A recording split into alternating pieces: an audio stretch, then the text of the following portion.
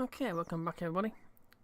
And contrary to what I stated at the end of the last episode, this will not be Lunar 9 or Lunar 10.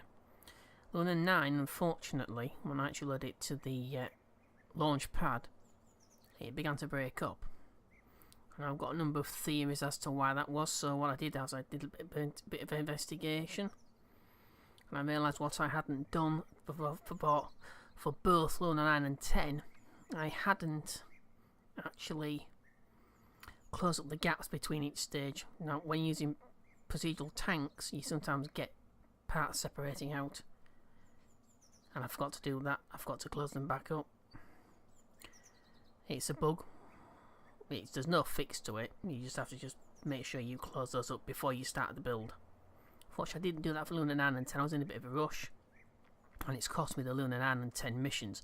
So anyway, I've modified the launches anyway to give me a little bit more delta V, because I need to sort of start getting more mass to the lunar orbit, into lunar orbit, in order to prepare for a powered landing.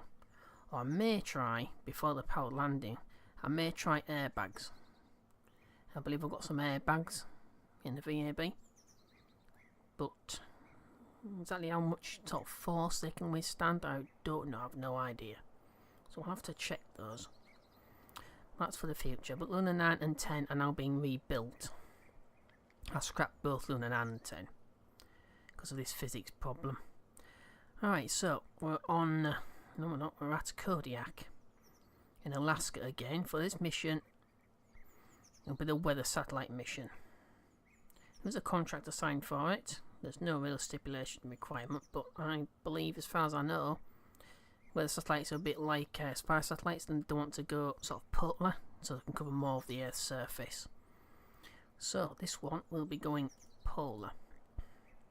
And for the second launch for this episode, we'll go back to Omelek for the very first of the navigation satellites, of GPS, but like the early sort of prototype GPS satellites that the actually is launched by the US Navy.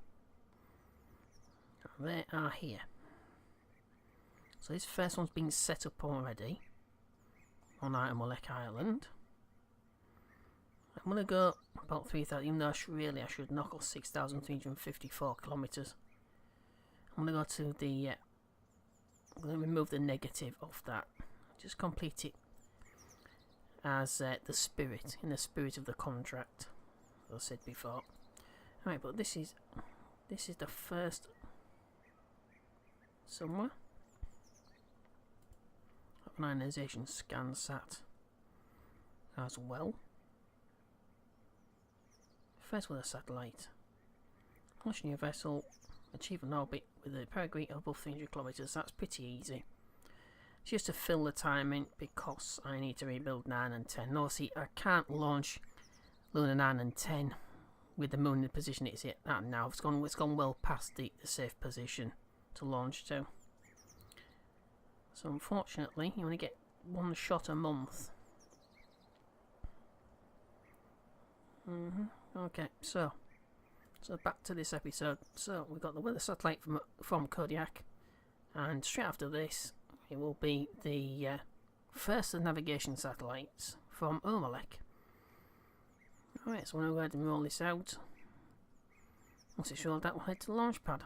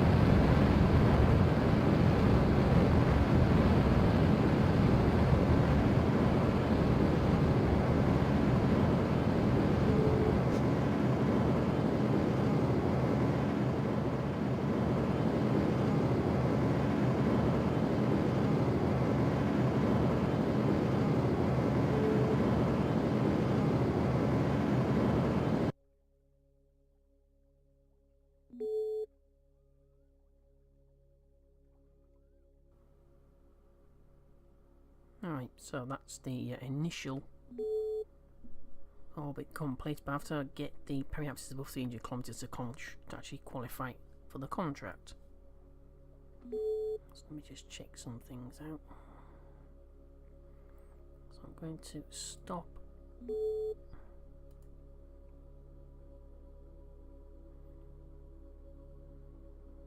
And notice some performance issues there. I think I've said this before, the more launch sites you have building different things, as in more sort of builds simultaneously, it seems to degrade the performance of the game quite a lot. It's handleable right now. You can see there's another pause. That's on top of the auto-save pauses that you get, which is usually announced here. Get auto-save in progress.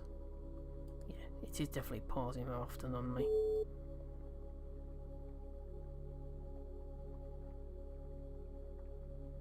It possibly could be also the fact that I've got launchers ready to be launched at various places. I've seen this behaviour before from KCT, and it is definitely KCT doing it. Not much you can do about it, to be honest. Just have to live with it for now. Alright, so this still has one ignition remaining. So I'm going to shut that motor down if it lets me. I didn't actually do that, did I?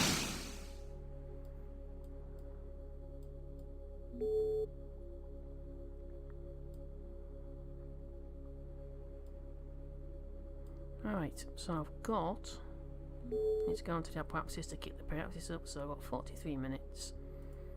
So we'll go to 43 minutes and just do the second ignition, push the periapsis up to 300 kilometers, and then run the experiment, and that should be it.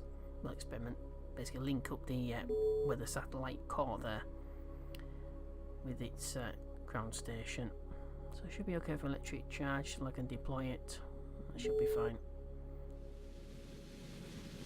Okay, about 90, no, 80 seconds away.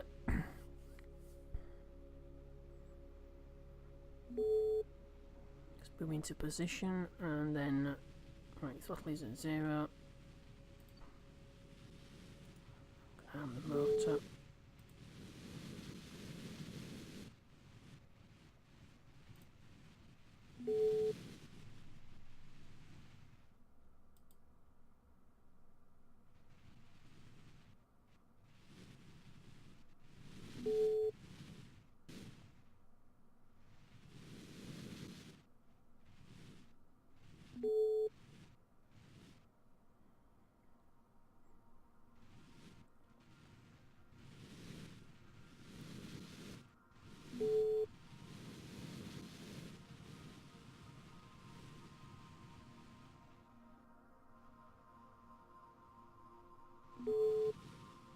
Yeah, just very quickly what I was saying about procedural parts.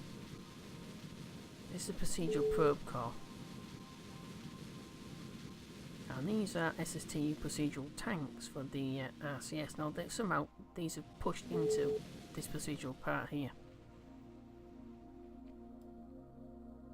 And that is basically what can cause problems if it's between two stages. Obviously, luckily that isn't. Yeah, I didn't actually do that. Yeah, it's definitely some performance issues when it comes to KCT building multiple launches at the same time. You just can't do that and expect it to keep running. So I can't go building like 2 or 3 different launches, which is what I've been doing. Expecting the performance to stay playable. Okay, I don't need units for this. This is the Agena. It's a top level version I can actually get right now. Alright, so 5 seconds. So it's going to kick the periapsis up to 300 kilometers. Then deploy the satellite. Okay, so ignition.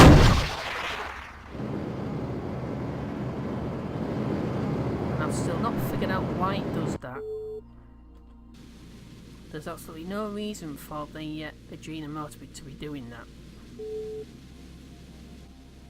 Great, so I'm going to waste a ton of RCS correcting that.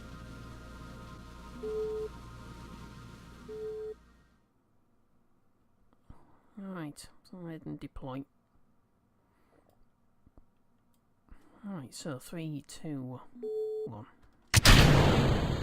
And this time, one single press of the space bar separated it. Well, normally with these you need 2. That's another strange thing.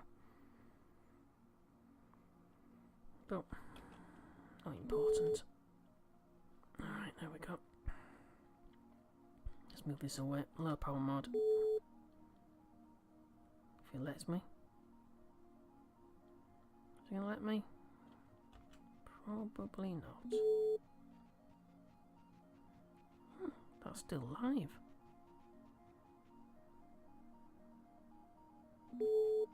So I've got hydrazine. I know I've got hydrazine.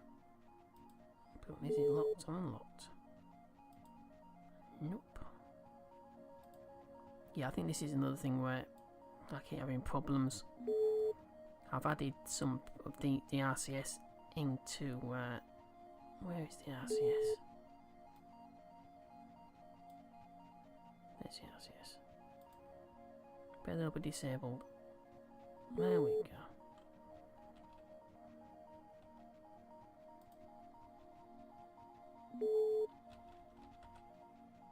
Alright, so now what's going on?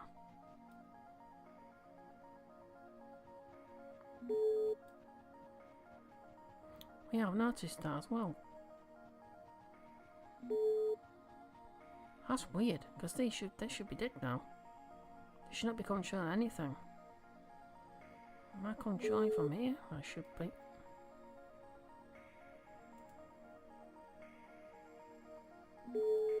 Probably not. Where on earth? Yeah, the pauses don't help either. Every few seconds it seems to be pausing.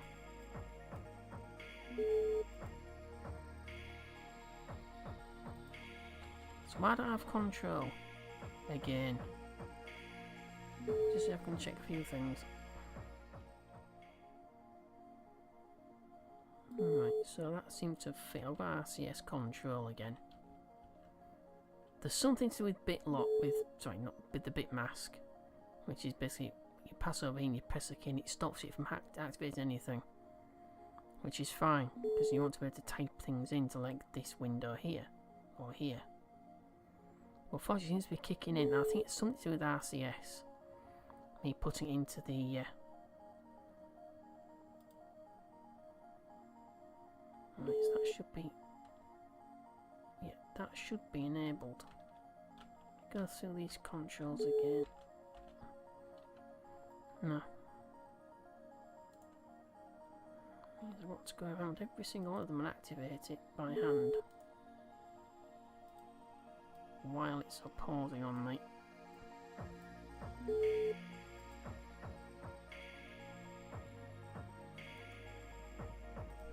I think I need to clean up these launchers and put them into the substructure tab rather than storing them as separate launchers for each satellite or each probe or each craft that's being launched. I think that's what's going on. It's messing up the action group menu, the actual action groups themselves.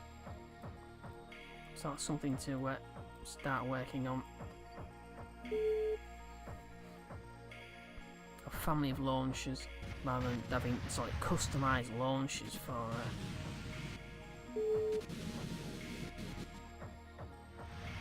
each launch. You just can't do that.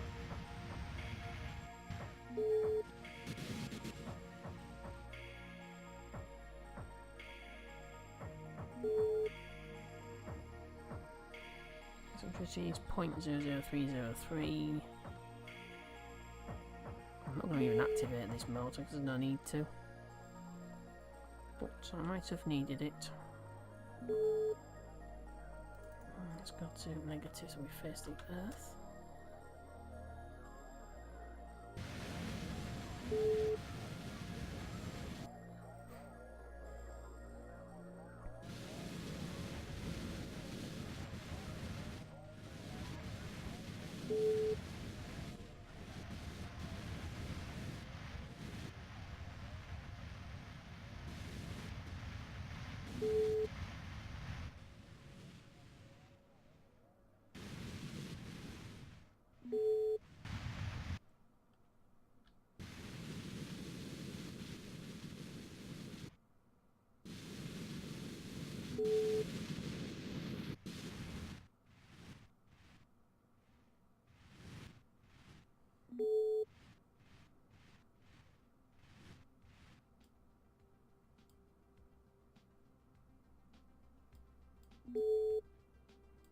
Okay, I think we'll clear the tank.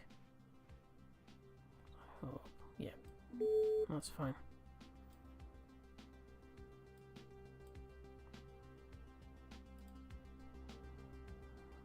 Right, start there to link up.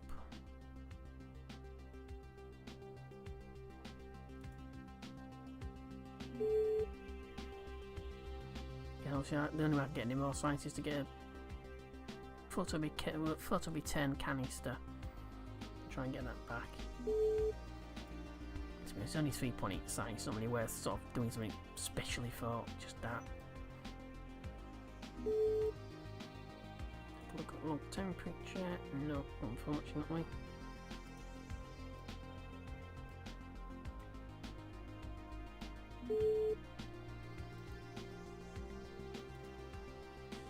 No, atmospheric pressure. Obviously not.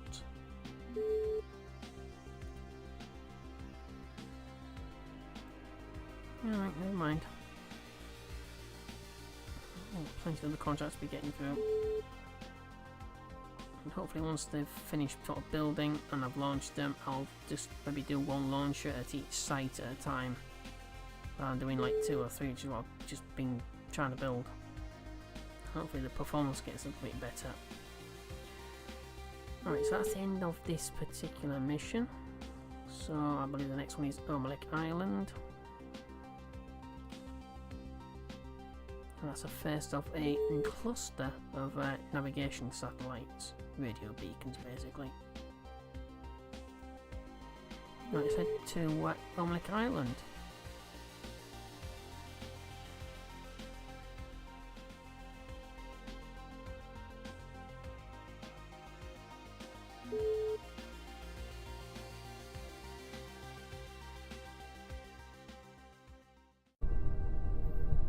Okay, so Omelek's launch pad, and this is the first of the navigation satellites. So this one needs to go equatorially. Now something I've found in the contract as well is that it says inclination 0 for all of the satellites, and yet 2 of the satellites at least, one has to be linked or within line of sight of North Pole Station, and another one has to be South Pole Station. So those 2 satellites have to be linked up to North and then the South Pole, respectively. But you can't do it if you're going equatorially on this size planet. Because the size of Earth, I don't think you can have line of sight with. So I want to modify this. I want to force the complete the contract because it's not even recognising the navigation core that's on this craft anyway. So I'm going to force it anyway, but I'm going to do them so that I can actually see, actually link up with those particular stations. This one goes eastwards. They have this first one and the second one coming straight up after it. These both need to be. This one has to be linked up to Kerbal Space Centre, in other words, Kennedy, or Cape Canaveral, is where we was before. And the second one has to be Hart Station, I believe, which is also along the equator. Not sorry, East Shore Station. Sorry, East Shore Station. Right, that's basically. I've got to force complete them anyway because they're not recognising the parts. Same way Ionization Scan doesn't seem to recognise its part either. Another Mission Controller 2 contract, but like I said, I'm going to complete them to the spirit of the contract. So this has to be at 3,000 kilometres or so. Apoapsis and periapsis, so circularised orbit, and 0 inclination. We're coming at 9 degrees. Just over 9 degrees. So I'm going to do the first burn with the Agena, which is the second stage here. Then we'll do the second ignition on the Agena to push the periapsis up to where the apoapsis is. But I'm also going to correct the inclination as much as I can with that particular burn. So that needs the satellite doing as little amount of work as possible. Alright, so here we go. So 3, 2, 1.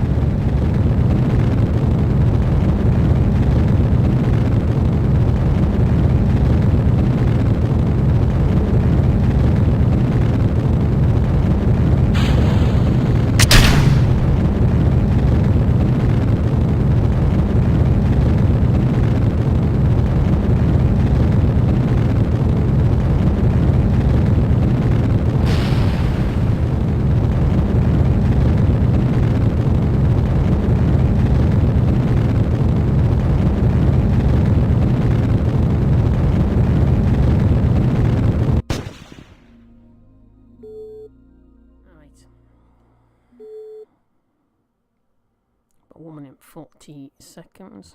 Let the first stage go. No retros firing this time because it's used all the fuel up. Activate the second stage motor, the Agena.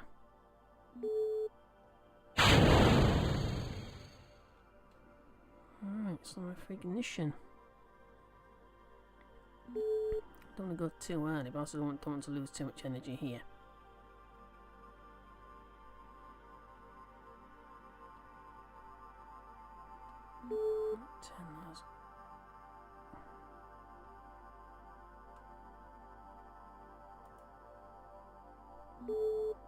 I'll leave it as 10 degrees on pitch. So about 60 seconds.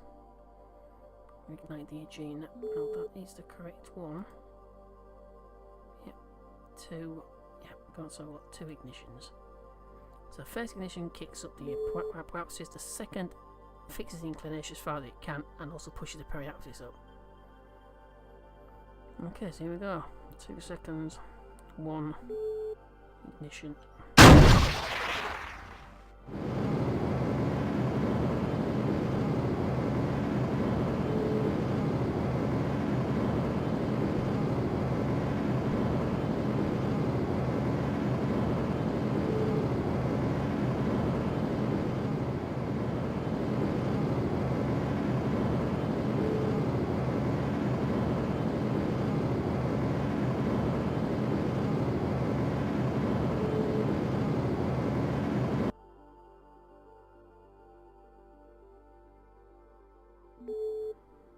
Right, so that's the apoapsis found, 3,015 kilometres. That's within margin for error. And apoapsis is 184 kilometres. It's got 58 minutes, almost an hour to go into the apoapsis and push the periapsis up. At which point I'm going to also correct. Shut that down. I'm going to correct the inclination as well, as much as I can. Because this doesn't have a great deal of delta V. It's about 600, I believe. Delta V. That's what it measures as far as the basically this is exactly the same frame that I'll be using for most of my satellites. And it's actually basically the same frame I'm going to use for the lunar missions. The later lunar missions, anyway. Alright, so let's take a look. So I need to head round.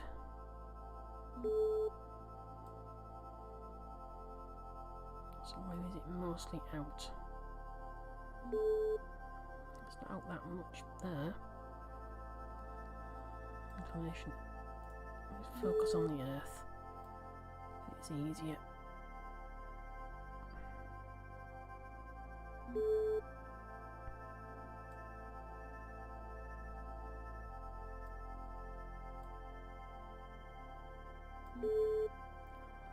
To try to correct inclination. Problem is,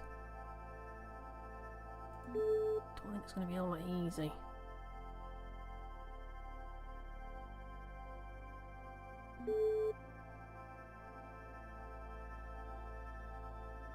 Right, post-plane inclination is 7 degrees.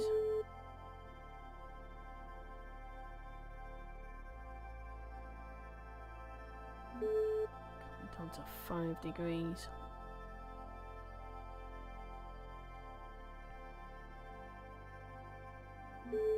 4.5. Just don't think I'm going to be able to modify the inclination a great deal there. No. Damn. No, it doesn't want to let me do much there.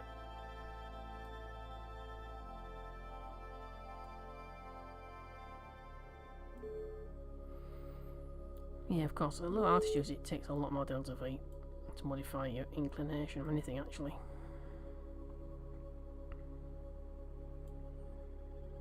Oh, as long as I get it within 5 degrees. But it's something to think about. Well, 3019.9. Okay, let's head round to the apoapsis and see if I can actually see what this really knocks it down by. come to the inclination. 8.721 degrees is post-burn inclination, but you just don't know.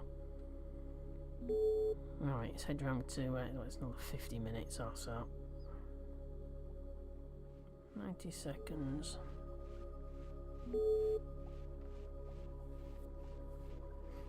Just like if I want to go about 60 seconds before, because it seems like if you manoeuvre before, you tend to bring the inclination down a little bit extra compared to what the actual burn states.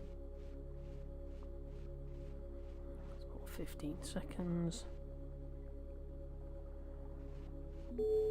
It's a lot of geostationary composites though. The first one went up is a little bit awkward, so you've got to learn to be able to manoeuvre exactly where the best place is to actually do the inclination burn. But the thing is, I don't think I want delta V, but we'll see. So 2 seconds, 1, ignition. Well, it would be if I'd done that. Let's try anyway. Damn it. That was my mistake. Entirely my mistake.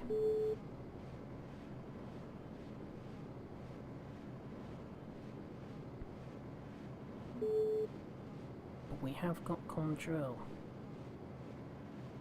Or have we?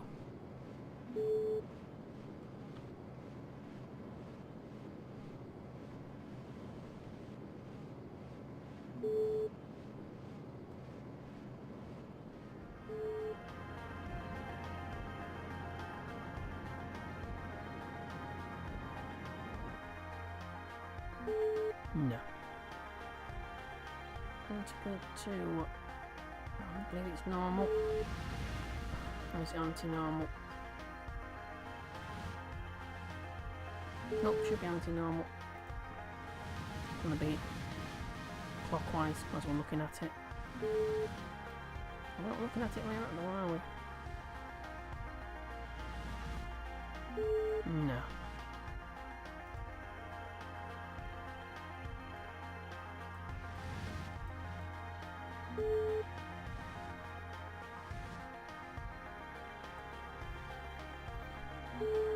Might have worked if I pressed the space bar, but regardless of that, it's not going to be very comfortable. It's not going to be exactly a certain thing. Not going to be anything like as certain as it should be, but that's the periapsis, that's the slowest point of the orbit, that's the fastest point of the orbit. So I really should be waiting until I get round to the apoapsis, which is the slowest point. So I'll switch back to normal.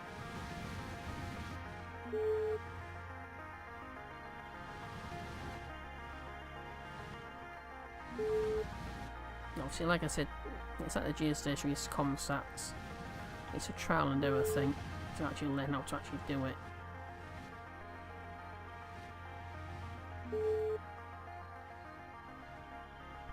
The things it changes for each launch, and that's the biggest problem. Let's head round. Let's warp round. Well, I thought it's going the other way. That's weird. We are going the other way. Which you can see right through the planet, that's a problem.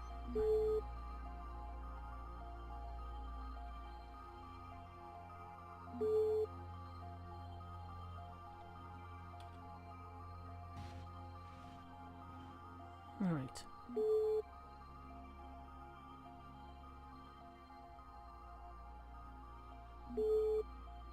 Apsis.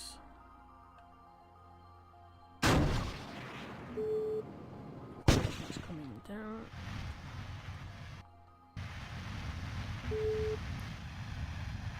Oh, not that much.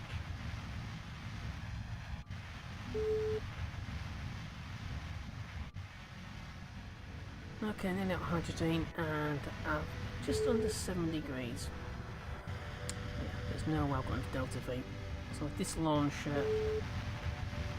the Thor 1 even modified with the single LR-70, just hasn't got enough delta V on it to get enough of a large enough amount of fuel into orbit in order to do this effectively. So I'm going to I'm going to self-destruct this. And I'm going to scrap the one that's being built right now. I'm going to increase the size of the first stage on this. Anyways, I'm going to do a new launcher. Just for these. I don't want to use one of these massive launchers like the Titan 2 and the Titan 3. That's just overkill for something this size. It's just a tiny little satellite. It's not like a Gemini craft or anything like that. It's not a manned mission. So it would be a waste of money. They are very expensive. The upgraded Thor 2, 3 and 4 are also pretty expensive, but the Thor 2 might not be. The 2 LR-79s on the bottom stage, the first stage, might be doable. Alright. But that is a failure. So I'll scrap the one that's being built right now. That is a shame though. I don't think even if I'd have kept the third stage, I don't know, would have affected this by much. Maybe another 1, maybe 2 degrees. It wouldn't have been under 5 degrees, which is what the stipulated margin for error is. Alright, so here we go. 3, 2, 1. I'm going to blow the. First of all, I'm going to turn that off. Okay.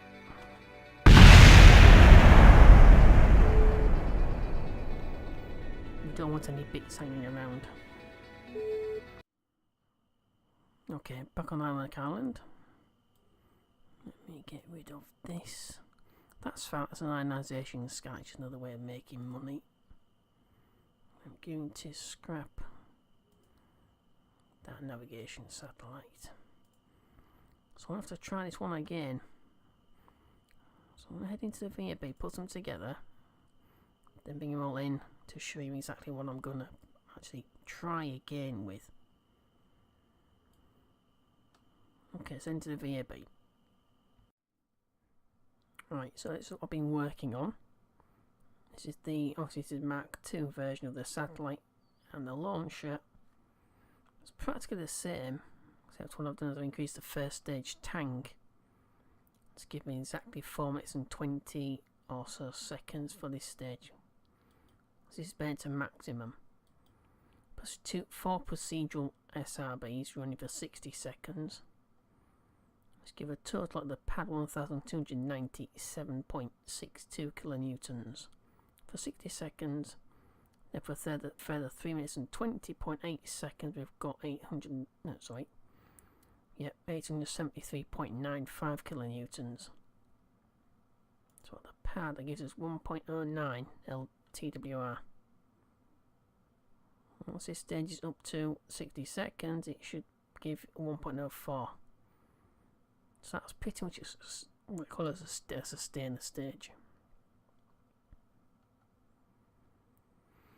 And I've increased the size of the tanks to give 1115 delta V on this tank. These still run on hydrazine, as I was doing before. So I've got about 18 units worth of hydrazine in one of these. No, it's electric charge.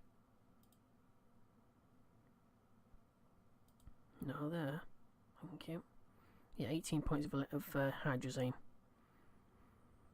Electric charge is absolutely no problem. It can last for several days just without even deploying the solar panels, so that's not a problem. Alright. So it gives a total of 11,915 meters per second, but crucially, most of that, well, I'll say at least half that delta V is above the atmosphere, hopefully. At least 6,000 delta V from the first stage with its boosters. Should get us well above the atmosphere. So this will all be in a vacuum. In fact, it should be well on its way to circularizing as well, actually, this. 6,000 delta V. So that's good. Alright, so obviously I've got nose cones to put on. Clamp it up. And we'll see how this one flies. Alright, that's the end of this episode. Obviously it won't be till the next episode. Yeah, so thanks for watching. Hopefully this will go a little bit better. I won't say what I'm going to do next in the next episode. It may be this one. It may be the Iron Sat with another satellite that requires being launched. I've got a list of them now. Alright, so thank you for watching again. If you liked, click like as per usual. Share. I think someone would like to watch these videos. By all means, share them. And click subscribe to receive automatic updates for this and any other playlist I'm actually building right now. Okay, so thanks so much for watching again. I'll see you next time. Take care. Bye bye.